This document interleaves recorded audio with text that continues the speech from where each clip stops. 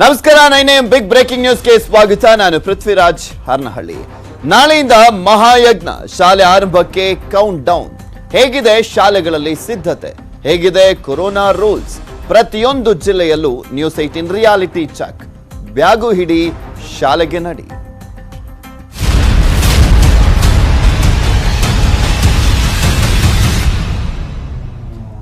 Corona ಕರಾಳ ದಿನಗಳ ಮಧ್ಯೆ ಈಗ ಶಾಲೆಗಳು ಆರಂಭವಾಗ್ತಾ ಇದೆ. ನಾಳೆಯಿಂದಲೇ ಶಾಲೆ ಮತ್ತು ಕಾಲೇಜುಗಳು ಆರಂಭವಾಗ್ತಾ ಇರುವಂಥದ್ದು. ಎಲ್ಲಾ ತರಗತಿಗಳು ಅಲ್ಲ, ಈಗ ಆಲ್ರೆಡಿ ನಿಮಗೆ ಗೊತ್ತಿದೆ. 9, 10 ಫಸ್ಟ್ PU ಮತ್ತು ಸೆಕೆಂಡ್ PU ಈ 4 ತರಗತಿಗಳನ್ನ ನಾಳೆಯಿಂದ ಆರಂಭ ಮಾಡಲಾಗ್ತಾ ಇದೆ. ಅದು ಪಾಸಿಟಿವಿಟಿ ರೇಟ್ 2%ಗಿಂತ ಕಡಿಮೆ ಇರುವಂತ ಜಿಲ್ಲೆಗಳಲ್ಲಿ ಮಾತ್ರ ಆರಂಭ ಮಾಡಲಿಕ್ಕೆ ಸರ್ಕಾರ ಮುಂದಾಗಿದೆ. ನಾಳೆಯಿಂದಲೇ ಶಾಲಾ ಕಾಲೇಜುಗಳು ಓಪನ್ ಆಗ್ತಾ ಇದಾವೆ. ಪಾಸಿಟಿವಿಟಿ ರೇಟ್ ಆಧಾರದ ಮೇಲೆ ನಿರ್ಧಾರವನ್ನ ಕೈಗೊಳ್ತಾರೆ ಅಲ್ಲಿನ ಜಿಲ್ಲಾಧಿಕಾರಿಗಳು. ಕೋವಿಡ್ ಮಾರ್ಗಸೂಚಿಯಂತೆ ಶಾಲೆಗಳು ಆರಂಭವಾಗಲಿರುವಂಥದ್ದು. ಸೊ ಆ ಒಂದು ಕೋವಿಡ್ ಮಾರ್ಗಸೂಚಿ ಏನಿರಬೇಕು, ಯಾವುದನ್ನ ಪಾಲನೆ ಮಾಡಬೇಕು ಅನ್ನೋದ್ರ ಬಗ್ಗೆ ಈಗ ಆಲ್ರೆಡಿ ಸರ್ಕಾರ ಮಾರ್ಗಸೂಚಿಯನ್ನು ಕೂಡ ಹೊರಡಿಸಿರುವಂಥದ್ದು. ಎಲ್ಲ ಶಾಲಾ ಕಾಲೇಜುಗಳಿಗೆ ತಲುಪಿದೆ ಆ ಒಂದು ಮಾರ್ಗಸೂಚಿ. ಪಾಸಿಟಿವಿಟಿ ದರ ಹೆಚ್ಚಿರುವಂಥ ಜಿಲ್ಲೆಗಳಲ್ಲಿ ಸದ್ಯಕ್ಕೆ ಓಪನ್ ಇಲ್ಲ. ಆ ಒಂದು ವಾರಗಳಲ್ಲಿ ಯಾವ ರೀತಿಯಾದಂಥ ಪಾಸಿಟಿವಿಟಿ ರೇಟ್ ಇರುತ್ತೆ ಆ ಆಧಾರದ ಮೇಲೆ ಅಲ್ಲಲ್ಲಿ ಜಿಲ್ಲಾಧಿಕಾರಿಗಳು ಪರಮಾಧಿಕಾರವನ್ನು ಹೊಂದಿದ್ದಾರೆ. ಆರಂಭ ಮಾಡಬೇಕು ಬೇಡವೋ ಅನ್ನೋದ್ರ ಬಗ್ಗೆ. ಶಾಲೆ ಕೊಠಡಿಗಳಲ್ಲಿ ಸ್ಯಾನಿಟೈಸ್ ಅನ್ನು ಮಾಡಿ ಸಿದ್ಧತೆಯನ್ನು ಮಾಡಿಕೊಳ್ಳಲಾಗಿದೆ. ಶಾಲೆಗಳಲ್ಲಿ ಶಾರೀರಿಕ ಅಂತರ, ಮಾಸ್ಕ್ ಅಂತೂ ಕಡ್ಡಾಯ.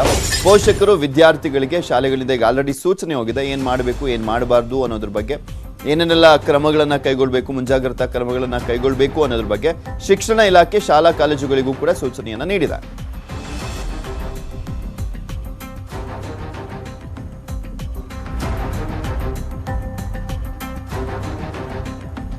ಎಲ್ಲ ಶಾಲಾ ಕಾಲೇಜುಗಳಲ್ಲೂ ಕೂಡ ಸಿದ್ಧತೆಯನ್ನ ಮಾಡಿಕೊಳ್ಳಲಾಗ್ತಾ ಇದೆ.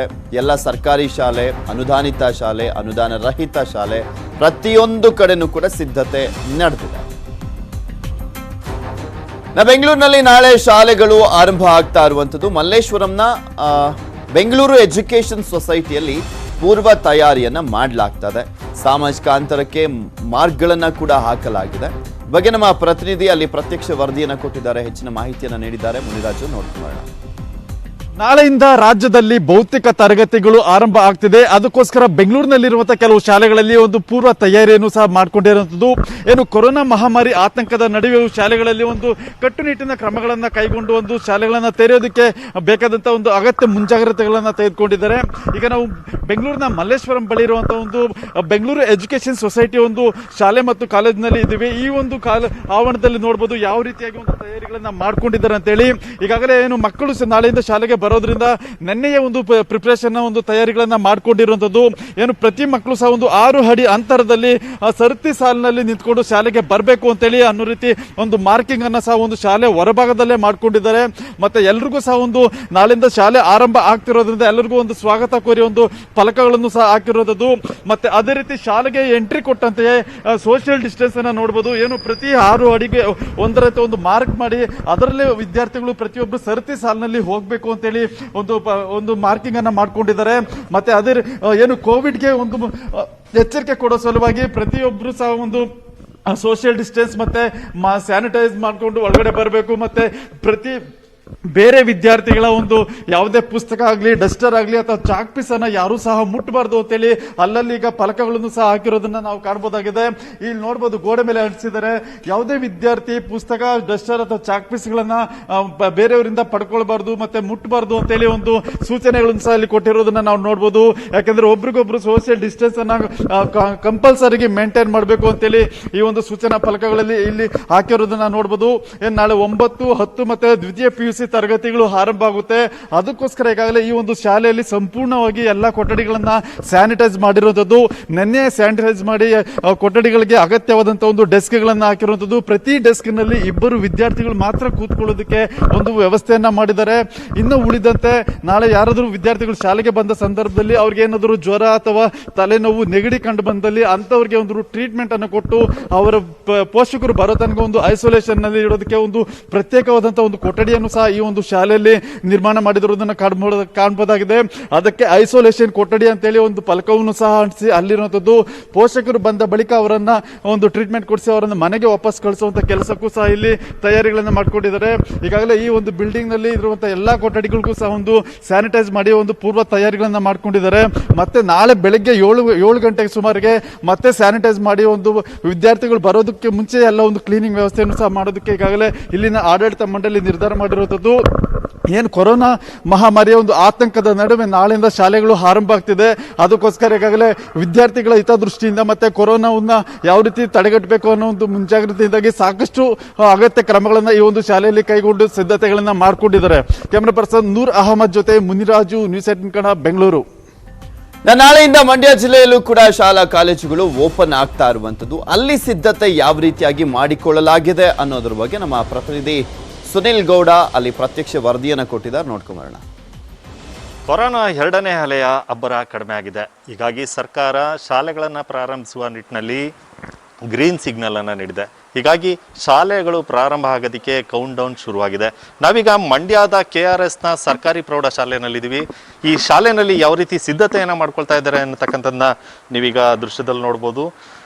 KRSನ ಸರ್ಕಾರಿ ಪ್ರೌಢಶಾಲೆಯಲ್ಲಿ ಈಗ ಶಾಲೆಗಳು ಆರಂಭಿಸೋದಕ್ಕೆ ಸ್ಯಾನಿಟೈಸನ್ನು ಮಾಡಲಾಗ್ತಾ ಇದೆ. ಶಾಲೆಗಳಲ್ಲಿ ಏನು ಆ ಕೊಠಡಿಗಳೇನಿದೆ ಆ ಕೊಠಡಿಗಳಲ್ಲಿ ಸಂಪೂರ್ಣವಾಗಿ ಸ್ಯಾನಿಟೈಸನ್ನು ಮಾಡಲಾಗ್ತಾ ಇದೆ. ಒಂದು ಕೊಠಡಿಯಲ್ಲಿ ಸುಮಾರು 20 ಮಕ್ಕಳನ್ನು ಒಂದು ಕೂರ್ಲಿಕ್ಕೆ ಅವಕಾಶವನ್ನು ಮಾಡಿಕೊಡ್ತಾ ಇರ್ತಕ್ಕಂಥದ್ದು. ಈ ನಿಟ್ಟಿನಲ್ಲಿ ಬೆಂಚ್ ಮತ್ತು ಕೊಠಡಿಯಲ್ಲಿರ್ತಕ್ಕಂಥ ಸಲಕರಣೆಗಳು ಏನಿದ್ದಾವೆ ಎಲ್ಲದಕ್ಕೂ ಕೂಡ ಸಂಪೂರ್ಣವಾಗಿ ಸ್ಯಾನಿಟೈಸನ್ನು ಮಾಡಲಾಗ್ತಾ ಇದೆ. ಒಂದು ಬೆಂಚ್ನಲ್ಲಿ ತುದಿಯ ಭಾಗದಲ್ಲಿ 2 ವಿದ್ಯಾರ್ಥಿಗಳಿಗಷ್ಟೇ ಅವಕಾಶವನ್ನು ಕೊಟ್ಟಿರ್ತಕ್ಕಂಥದ್ದು. ಹೀಗಾಗಿ ಕೊಠಡಿಯಲ್ಲಿ ಸಂಪೂರ್ಣವಾಗಿ ಸ್ಯಾನಿಟೈಸನ್ನು ಮಾಡಲಾಗ್ತಾ ಇದೆ. ಇನ್ನು ಶಾಲೆಗೆ ಮಕ್ಕಳು ಬಂದಂಥ ಸಂದರ್ಭದಲ್ಲಿ ಒಂದು ಕೊಠಡಿನಲ್ಲಿ ಸುಮಾರು 20 ಜನ ಮಕ್ಕಳನ್ನು ಕೂರಿಸಲಾಗುತ್ತೆ. ಹೀಗಾಗಿ ಈ ಒಂದು ಶಾಲೆಯಲ್ಲಿ ಈಗಾಗಲೇ ಸಿದ್ಧತೆಯನ್ನು ಮಾಡ್ಕೊಳ್ತಾ ಇರ್ತಕ್ಕಂಥದ್ದು. ಬನ್ನಿ ಹಾಗಾದ್ರೆ ಯಾವ ರೀತಿ ಸಿದ್ಧತೆಯನ್ನು ಮಾಡ್ಕೊಳ್ತಾ ಇದ್ದಾರೆ ಅಂತಕ್ಕಂಥದ್ದನ್ನ ಶಾಲೆಯ ಶಿಕ್ಷಕರು ಮತ್ತೆ ಏನು ಪ್ರಾಂಶುಪಾಲರು ಏನಿದ್ದಾರೆ ಅವರನ್ನ ಕೇಳಿ ತಿಳ್ಕೊಳ್ಳೋಣ.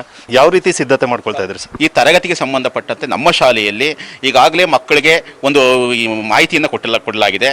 ಅದೇ ರೀತಿ ನಾವು ಯಾವುದೇ ಒಂದು ಮಗು ಬಂದರೆ ಮೊದಲನೇದಾಗಿ ನಮ್ಮ ಶಾಲೆಯಲ್ಲಿ ಸ್ಯಾನಿಟೈಸ್ ಮಾಡುವಂಥದ್ದು ಆ ಮಗುಗೆ, ಮತ್ತು ಅವ್ರಿಗೆ ಥರ್ಮಲ್ ಸ್ಕ್ಯಾನ್ ಮಾಡುವಂಥ ಒಂದು ವ್ಯವಸ್ಥೆಯನ್ನು ಮಾಡ್ಕೊಂಡಿದ್ವಿ. ಮತ್ತು 3 ಅಡಿ ಅಂತರದಲ್ಲಿ ಒಂದು ಮಾರ್ಕನ್ನು ಮಾಡ್ಕೊಂಡು ಆ ಮಾರ್ಕ್ ಮೂಲಕ ಮಗು ಬಂದು ಶಾಲೆಗೆ ಬರುವಂಥದ್ದು. ಮತ್ತು ಶಾಲೆಗೆ ಬಂದ ನಂತರ ಒಂದು ತರಗತಿಯಲ್ಲಿ 15ರಿಂದ 20 ಮಕ್ಕಳನ್ನು ಕೂಡಿಸಲಿಕ್ಕೆ ವ್ಯವಸ್ಥೆ ಮಾಡಿದ್ದೀವಿ. ಸುಮಾರು ಒಂದು 12 ಕೊಠಡಿಗಳನ್ನು ನಾವು ವ್ಯವಸ್ಥೆ ಮಾಡ್ಕೊಂಡಿದ್ದೀವಿ. ಆ ಮಕ್ಕಳೆಲ್ಲ ಒಂದು 40 ನಿಮಿಷದ 6 ಅವಧಿಗಳಲ್ಲಿ ಅವ್ರು ಕಲೀಲಿಕ್ಕೆ ಅವಕಾಶ ಮಾಡಿಕೊಡ್ತೀವಿ. ಶಿಕ್ಷಕರೆಲ್ಲ ಈಗಾಗಲೇ ಒಪ್ಪಿಗೆ ಸೂಚಿಸಿದಾರೆ ಕಳಿಸೋದಕ್ಕೆ ಮಕ್ಕಳನ್ನ? ಯಾವ ರೀತಿ? ಹೆಚ್ಚು ಪೋಷಕರು ಈಗ ಆಲ್ರೆಡಿ ನಮಗೆ ಒಪ್ಪಿಗೆ ಸೂಚಿಸಿದ್ದಾರೆ. ನಮಗೆ ಯಾಕೆಂದರೆ 13 ತಿಂಗಳಿಂದ ತರಗತಿಗಳಿಲ್ಲ, ನಮ್ಮ ಮಕ್ಕಳೆಲ್ಲ ಬೇರೆ ಬೇರೆ ಚಟುವಟಿಕೆಯಲ್ಲಿ ತೊಡಗಿದ್ದಾರೆ. ಈಗ ಆಲ್ರೆಡಿ ಶಾಲೆ ಇದ್ದರೆ ಅಟ್ಲೀಸ್ಟ್ ನಮ್ಮ ಜವಾಬ್ದಾರಿಗಳು ಕಡಿಮೆ ಆಗುತ್ತೆ ಅನ್ನುವಂಥ ದೃಷ್ಟಿಯನ್ನು ಇಟ್ಕೊಂಡು ಎಲ್ಲ ಪೋಷಕರು ಒಪ್ಪಿಗೆಯನ್ನು ಸೂಚಿಸಿದ್ದಾರೆ. ಸರ್ಕಾರ ಈಗಾಗಲೇ ಒಂದಷ್ಟು ನಿರ್ದೇಶನಗಳನ್ನ ಕೊಟ್ಟಿದೆ. ಅಂದರೆ ಶಿಕ್ಷಕರಿಗೂ ಕೂಡ ಕೋವಿಡ್ ಪರೀಕ್ಷೆ ಆಗಬೇಕು ಅನ್ನುವಂಥದ್ದು. ಯಾವ ರೀತಿ ಅವರೆಲ್ಲ ಪರೀಕ್ಷೆ ಮಾಡಿಸ್ಕೊಂಡಿದ್ದಾರೆ ಶಿಕ್ಷಕರೆಲ್ಲರೂ? ಏನು ಸರ್, ನಮ್ಮಲ್ಲಿ 9 ಜನ ಟೀಚರ್ಸು, 5 ಜನ ಬೋಧಕೇತರ ಸಿಬ್ಬಂದಿ, ಒಟ್ಟು 14 ಜನ ಶಿಕ್ಷಕರಿದ್ದೇವೆ ಸರ್. 14 ಜನನೂ ಕೂಡ ಮೊದಲನೇ ಡೋಸ್ ಎಲ್ಲರಿಗೂ ಮುಗಿದಿದೆ. 2ನೇ ಡೋಸ್ 8 ಜನಕ್ಕಾಗಿದೆ. ಎಲ್ಲರೂ ಕೂಡ ಆರೋಗ್ಯವಾಗಿದ್ದಾರೆ. ಮತ್ತು ಈಗ ನಾಳೆ ಮತ್ತೆ ಈಗ RT-PCR ಟೆಸ್ಟನ್ನು ಮಾಡಿಸ್ಲಿಕ್ಕೆ ಈಗ ಆರೋಗ್ಯ ಇಲಾಖೆಯಿಂದ ನಾವು ಇದು ಮಾಡ್ಕೊತೀವಿ. ಪೋಷಕರು ಕೂಡ ಇಲ್ಲಿ ಆಗಮಿಸಿದ್ದಾರೆ. ಅಂದರೆ ಏನು ಶಾಲೆಗಳು ಪ್ರಾರಂಭ ಆಗುವ ನಿಟ್ಟಿನಲ್ಲಿ ಯಾವ ರೀತಿ ಸಿದ್ಧತೆ ನಡೀತಾ ಇದೆ ಅಂತಕ್ಕಂಥದ್ದನ್ನ ನೋಡಲಿಕ್ಕೆ ಪೋಷಕರು ಕೂಡ ಆಗಮಿಸಿದ್ದಾರೆ. ಬನ್ನಿ ಅವ್ರು ಏನು ಹೇಳ್ತಾರೆ ಈ ಬಗ್ಗೆ ಕೇಳೋಣ. ಮೇಡಮ್ ನಮಸ್ಕಾರ. ಮೇಡಮ್, ಈಗ ಶಾಲೆ ಎಲ್ಲ ಪ್ರಾರಂಭ ಆಗ್ತಾ ಇದೆ, ಮಕ್ಕಳನ್ನ ಕಳಿಸ್ಬೇಕು, ಏನು ಹೇಳ್ತೀರಿ? ಭಯ ಏನೂ ಇಲ್ಲ ಸರ್. ಈಗ ಒಂದೂವರೆ ವರ್ಷದಿಂದ ಶಾಲೆ ಪ್ರಾರಂಭ ಆಗಿರಲಿಲ್ಲ, ಅದ್ರ ಬಗ್ಗೆ ಭಯ ಇತ್ತು. ಬಿಟ್ಟರೆ ಈಗ ಹೊರಗಡೆ ಶಾಲೆಯಲ್ಲಾದರೆ ಮಕ್ಕಳು ಒಳಗಡೆನೆ ಕುತ್ಕೊಂಡು ಕೊಠಡಿ ಒಳಗಡೆನೆ ಕುತ್ಕೊಂಡು ಪಾಠದ ವ್ಯವಸ್ಥೆ ಇರುತ್ತೆ. ಹೊರಗಡೆ ಆದರೆ ಪೋಷಕರಿಗೂ ಸ್ವಲ್ಪ ಕಂಟ್ರೋಲ್ ಮಾಡೋದು ಕಷ್ಟ ಇರೋದ್ರಿಂದ ನಮ್ಗೆ ಯಾವುದೇ ಥರದ ಭಯ ಇಲ್ಲ. ಅದಕ್ಕೆ ಮುನ್ನೆಚ್ಚರಿಕೆ ಏನು ಬೇಕೋ ಅವ್ರು ತೊಗೊಂಡಿದ್ದಾರೆ. ಅದ್ರ ಬಗ್ಗೆ ಚರ್ಚೆನೂ ನಡೆಸಿದ್ದಾರೆ. ಕೆಲವರು ಪೋಷಕರ ಹತ್ರ ಸಹಿನೂ ಹಾಕಿಸ್ಕೊಂಡಿದ್ದಾರೆ. ಎಲ್ಲ ಅವರೇ ತೊಗೊಂಡಿರೋದ್ರಿಂದ ತೊಂದರೆ ಏನಿಲ್ಲ ಸರ್. ಕಳಿಸೋವಂಥ ಅದರಲ್ಲಿ ಅಭ್ಯಂತರನೂ ಏನೂ ಇಲ್ಲ. ಬೇರೆ ಥರ ಯಾವುದೇ ಹೇಳಿಕೆಗಳು ಇಲ್ಲ. ಧೈರ್ಯವಾಗಿ ಕಳಿಸ್ತೀವಿ. ಸೊ ಇದು ಪೋಷಕರು ಹೇಳ್ತಾ ಇರ್ತಕ್ಕಂಥದ್ದು. ಒಂದು ಕಡೆ ಶಿಕ್ಷಕರು ಕೂಡ ಈಗಾಗಲೇ ಸಿದ್ಧತೆಗಳನ್ನು ಮಾಡ್ಕೊಂಡಿದ್ದಾರೆ, ಸ್ಯಾನಿಟೈಸ್ಗಳನ್ನು ಮಾಡ್ಕೊಂಡಿದ್ದಾರೆ. ಮುಂಜಾಗ್ರತಾ ಕ್ರಮವಾಗಿ ಶಿಕ್ಷಕರಿಗೆ RT-PCR ಪರೀಕ್ಷೆಗಳನ್ನು ಕೂಡ ಈಗಾಗಲೇ ಆಗಿರ್ತಕ್ಕಂಥದ್ದು. ಇದ್ರ ಜೊತೆಗೆ ಪೋಷಕರು ಕೂಡ ಮಕ್ಕಳನ್ನ ಶಾಲೆಗೆ ಕಳಿಸೋದಕ್ಕೆ ಯಾವುದೇ ರೀತಿ ಭಯ ಇಲ್ಲ ಅಂತಕ್ಕಂಥ ಒಪ್ಪಿಗೆಯನ್ನು ಕೂಡ ಸೂಚಿಸಿದ್ದಾರೆ. KRSನಿಂದ ಸುನಿಲ್ ಗೌಡ, ನ್ಯೂಸ್ 18 ಕನ್ನಡ. ಕೊರೋನಾ ಜಾಗೃತಿ ಬಗ್ಗೆ ನ್ಯೂಸ್ 18 ನೆಟ್ವರ್ಕ್ ಫೆಡರಲ್ ಬ್ಯಾಂಕ್ ಸಹಯೋಗದೊಂದಿಗೆ ಇಡೀ ದೇಶದಾದ್ಯಂತ ಅಭಿಯಾನವನ್ನು ಮಾಡ್ತಾ ಇದೆ. ಇದರ ಮುಂದುವರೆದ ಭಾಗವಾಗಿ ವಾಟ್ಸಪ್ ಮೂಲಕ ಕೂಡ ನೀವು ಪರಿಹಾರವನ್ನ ಕಂಡುಕೊಳ್ಬಹುದು. ಕೊರೋನಾ ಗೊಂದಲದ ನಿಮ್ಮ ಪ್ರಶ್ನೆಗಳಿಗೆ ಉತ್ತರ ನಿಮಗೆ ಸಿಗುತ್ತೆ. ಸ್ಯಾನಿಟೈಸರ್ ಬಳಸುವಂಥದ್ದು ಅಪಾಯಕಾರಿನ, ಲಸಿಕೆ ಹಾಕಿಸ್ಕೊಂಡ್ರೆ DNA ಬದಲಾಗುತ್ತಾ, ಇಂಥ ಹಲವು ಪ್ರಶ್ನೆಗಳಿಗೆ ವಾಟ್ಸಪ್ ಮೂಲಕವೇ ಉತ್ತರವನ್ನ ಪಡ್ಕೊಳ್ಬಹುದು. ನೀವು 7977773753 ಈ ನಂಬರ್ಗೆ ನಿಮ್ಮ ಪ್ರಶ್ನೆ ಏನು ಅಂತ ಮೆಸೇಜ್ ಅನ್ನು ಹಾಕಿ ಅದೇ ನಂಬರಿಂದ ನಿಮಗೆ ಉತ್ತರ ಬರುತ್ತೆ. ಇದಿಷ್ಟೇ ಅಲ್ಲ, ಹೆಚ್ಚಿನ ಮಾಹಿತಿಗಾಗಿ ನಿಮ್ಮ ಸ್ಕ್ರೀನ್ ಮೇಲೆ ಕಾಣಿಸ್ತಾ ಇರುವಂತಹ ಒಂದು ವೆಬ್ಸೈಟ್ಗೆ ಲಾಗಿನ್ ಆಗಿ ನಿಖರ ಉತ್ತರವನ್ನ ಪಡ್ಕೊಳ್ಳಿ. ಮತ್ತಷ್ಟು ಸುದ್ದಿ ನಿಮ್ಮ ಮುಂದೆ, ಆದ್ರೆ ಅದಕ್ಕೂ ಮುಂಚೆ ಒಂದು ಸ್ಮಾಲ್ ಬ್ರೇಕ್. ದಂಧೆ ಬೆಂಗಳೂರೇ hot favourite. Sex, drugs, weapon deal, ವಿದೇಶಿಗರ ರೋಲ್ ಕಾಲ್. ರಾಜಧಾನಿಯ ಫಾರಿನ್ ಕಳ್ಳರು ಎಲ್ಲೆಲ್ಲಿದ್ದಾರೆ, ಯಾರ್ಯಾರಿದ್ದಾರೆ? ಅಕ್ರಮ ವಿದೇಶಿಗರು.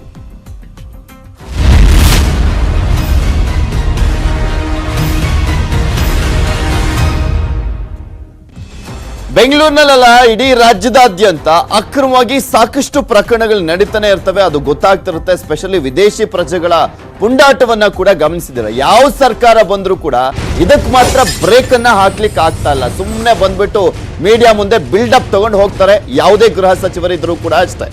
ಆಫ್ರಿಕನ್ ಪ್ರಜೆಗಳ ಪುಂಡಾಟದ ಬಳಿಕ ಕಾಕಿ ಅಲರ್ಟ್ ಆದಂತೆ ಕಾಣಿಸ್ತಾ ಇದೆಯಂತೆ. ಸ್ವಲ್ಪ ಮಟ್ಟಿಗೆ ಕಾಣಿಸ್ತಾರೆ ಮಾಧ್ಯಮದ ಮುಂದೆ ಅಷ್ಟೇ. ಅದಾದ್ಮೇಲೆ ಮತ್ತೆ ಸೈಲೆಂಟ್ ಆಗದೆ ಅವರು. ಅಕ್ರಮವಾಗಿ ನೆಲೆಸಿರುವಂತ ವಿದೇಶಿಗರಿಗೆ ಕಾಕಿ ಪಡೆಯವರು ಈಗ ಸ್ವಲ್ಪ ಬಿಸಿ ಮುಟ್ಸ್ಲಿಕ್ಕೆ ಮುಂದಾಗಿದ್ದಾರಂತೆ. ವೀಸಾ, ಪಾಸ್ಪೋರ್ಟ್ ಅವಧಿ ಮುಗಿದವರ ಪಟ್ಟಿಯನ್ನ ರೆಡಿ ಮಾಡ್ಕೊಂಡಿದ್ದಾರಂತೆ. ಇವರಿಗೆ ಯಾವ್ದಾದ್ರು ಒಂದು ಘಟನೆ ಆಗ್ಬೇಕು, ಅಲ್ಲಿವರೆಗೂ ಸೈಲೆಂಟ್ ಆಗೇ ಇರ್ತಾರೆ, ಅಲ್ಲಿವರೆಗೂ ನಿದ್ದೆ ಹೊಡಿತಾನೆ ಇರ್ತಾರೆ. ಯಾವ್ದಾದ್ರು ಘಟನೆ ಆದ್ಮೇಲೆನೆ ಆಕ್ಟಿವ್ ಆಗೋದು.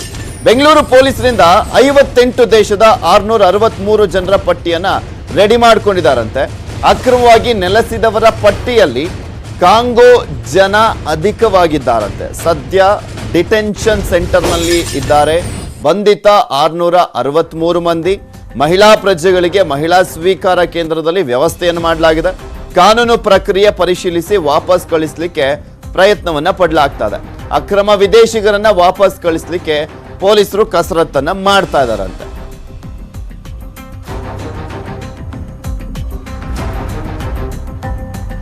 ನಮ್ಮ ರಾಜ್ಯದಲ್ಲಿ ವಿದೇಶಿ ಪ್ರಜೆಗಳ ಅಟ್ಟಹಾಸವನ್ನ ನೋಡ್ತಾನೆ ಇರ್ತೀರಾ. ಸ್ಪೆಷಲಿ ಡ್ರಗ್ಸ್ ವಿಚಾರಕ್ಕೆ ಸಂಬಂಧಪಟ್ಟಂತೆ ಎಲ್ಲಿಂದ ಲಿಂಕ್ ಹೋದ್ರೂ ಕೂಡ ಅದಕ್ಕೆ ಮೂಲ ಅಂದ್ರೆ ಈ ವಿದೇಶಿ ಪ್ರಜೆಗಳಿಗೆ ಹೋಗಿರುತ್ತೆ. ಸಾಕಷ್ಟು ಬಾರಿ ಇಂಥ ಪ್ರಕರಣಗಳು ಬಯಲಿಗೆ ಬಂದಿದ್ರು ಕೂಡ ಪೊಲೀಸರು ಆ ಸಂದರ್ಭದಲ್ಲಿ, ಆ ಟೈಮ್ನಲ್ಲಿ, ಆ ಕೇಸ್ಗೆ ಸಂಬಂಧಪಟ್ಟಂತೆ ಮಾತ್ರ ಸ್ವಲ್ಪ ಆಕ್ಟಿವ್ ಆಗ್ತಾರೆ, ಮತ್ತೆ ಸೈಲೆಂಟ್ ಆಗ್ತಾರೆ. ಹುಬ್ಬಳ್ಳಿಯ ಸಿಎಂ ನಿವಾಸದಲ್ಲಿ ರಕ್ಷಾ ಬಂಧನದ ಸಂಭ್ರಮ ಮನೆ ಮಾಡಿದೆ. ಸಿಎಂ ಬಸವರಾಜ ಬೊಮ್ಮಾಯಿಗೆ ಸಹೋದರಿಯರು ರಾಖಿಯನ್ನ ಕಟ್ಟಿ ಶುಭ ಹಾರೈಸಿದ್ರು.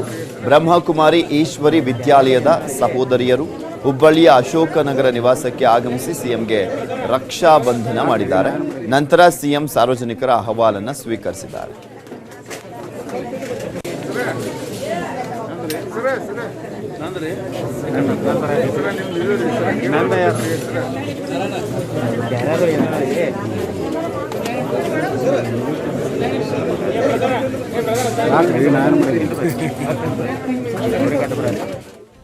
ಮತ್ತಷ್ಟು ಸುದ್ದಿಯನ್ನು ನಿಮ್ಮ ಮುಂದೆ ಇಡ್ತಾ ಹೋಗ್ತೀನಿ. ಆದ್ರೆ ಅದಕ್ಕೂ ಮುಂಚೆ ಒಂದು ಸ್ಮಾಲ್ ಬ್ರೇಕ್ ಹೋಗ್ಲಿಕ್ಕೂ ಮುನ್ನ ನಿಮ್ಮ ಗಮನಕ್ಕೆ, ದೇಶದ ಎಲ್ಲರಿಗೂ ಕೂಡ ಕೊರೋನಾ ವ್ಯಾಕ್ಸಿನ್ ಸಿಗಬೇಕೆಂಬುದು ನೆಟ್ವರ್ಕ್ 18ನ ಆಶಯ. ಫೆಡರಲ್ ಬ್ಯಾಂಕ್, ಅಪೋಲೋ ಸಹಯೋಗದೊಂದಿಗಿನ ನೆಟ್ವರ್ಕ್ 18ನ ಈ ಆಶಯಕ್ಕೆ ದೇಶವ್ಯಾಪಿ ಬಲ ಸಿಕ್ಕಿದೆ. ಎಲ್ರಿಗೂ ವ್ಯಾಕ್ಸಿನ್ ಅನ್ನುವಂಥ ಜಾಗೃತಿ ಮೂಡಿದೆ.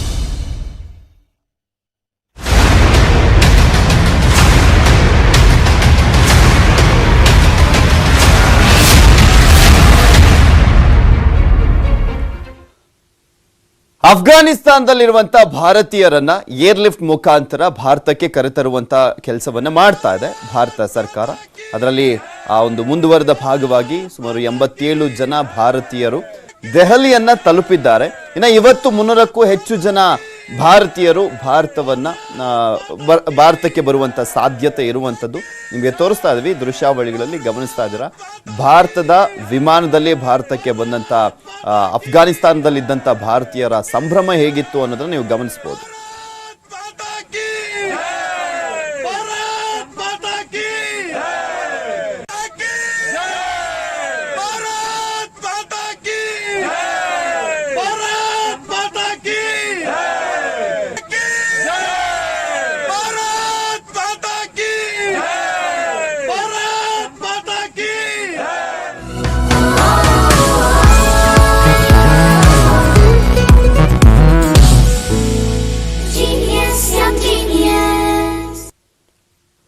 ಕಳೆದ ವರ್ಷ ನ್ಯೂಸ್ 18 ಹಾಗೂ ಬೈಜೂಸ್ ಸೇರಿ ಯಂಗ್ ಜೀನಿಯಸ್ ಎಂಬ ವಿಶೇಷ ಅಭಿಯಾನವನ್ನ ಮಾಡಿತ್ತು. ದೇಶದಾದ್ಯಂತ ಮಕ್ಕಳ ಪ್ರತಿಭೆ ಅನಾವರಣ ಮಾಡಲಿಕ್ಕೆ ವೇದಿಕೆಯನ್ನ ಕಲ್ಪಿಸಿಕೊಟ್ಟಿತ್ತು. ಕಲೆ, ಸಾಹಿತ್ಯ, ವಿಜ್ಞಾನ, ಸಂಗೀತ, ಕ್ರೀಡೆ ಹೀಗೆ ನಾನಾ ಕ್ಷೇತ್ರಗಳ ಸಾಧಕ ಮಕ್ಕಳನ್ನ ಈ ಅಭಿಯಾನದಲ್ಲಿ ಗುರುತಿಸಿ ದೇಶಕ್ಕೆ ಪರಿಚಯ ಮಾಡಿಕೊಟ್ಟಿತ್ತು. ಇದೀಗ ಶೀಘ್ರದಲ್ಲೇ ಯಂಗ್ ಜೀನಿಯಸ್ ಸೀಸನ್ 2 ನಿಮ್ಮ ಮುಂದೆ ಬರ್ತಾ ಇದ್ದು, ನಿಮ್ಮ ಮಕ್ಕಳಲ್ಲೂ ಕೂಡ ವಿಶೇಷ ಪ್ರತಿಭೆಯನ್ನು ಹೊಂದಿದ್ರೆ ಈಗಲೇ news18.com/young genius ಅಥವಾ ಬೈಜೂಸ್ ಆಪ್ ಅನ್ನ ಡೌನ್ಲೋಡ್ ಮಾಡಿ ರಿಜಿಸ್ಟರ್ ಮಾಡಿಸಿ.